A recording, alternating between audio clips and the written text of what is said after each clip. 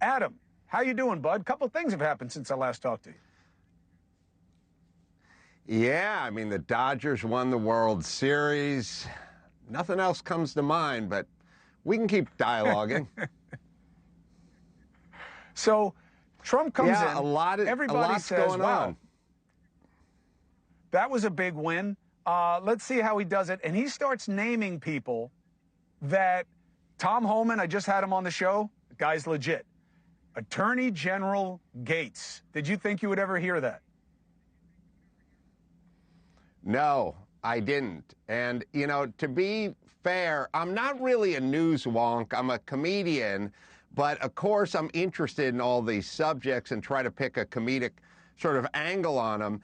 And so as far as Gates goes, I only know the cartoon version of him that I might hear on MSNBC or read in the Los Angeles Times. So I really don't know the real version of him, because with all of these people, including Trump, there's the cartoon version of them that you hear in mainstream, and then there's this sort of real version of them.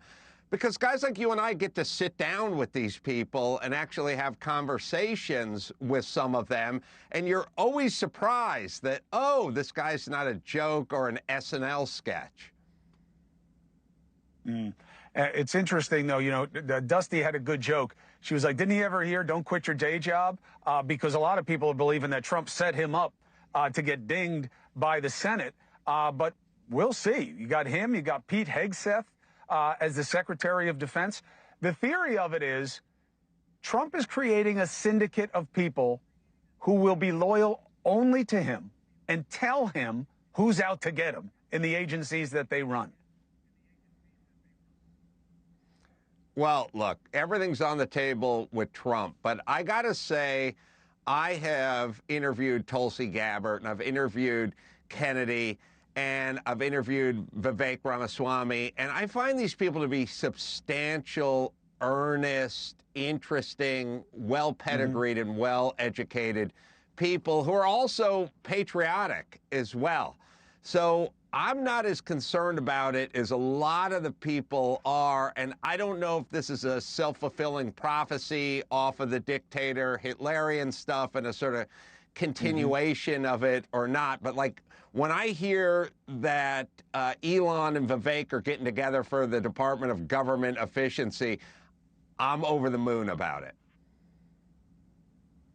Look, I have no problem bringing in people on the outside, and you happen to have picked people who definitely have bona fides. I just wish they hadn't named the new department the same thing as the guy's cryptocurrency.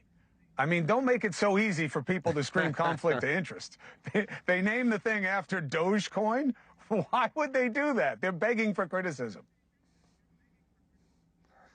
Yeah, I know. I mean, it's gonna, I don't know how much of Trump is, you know, baiting and how much of it is oversight, and if it's all just an elaborate play and we've been cast in it.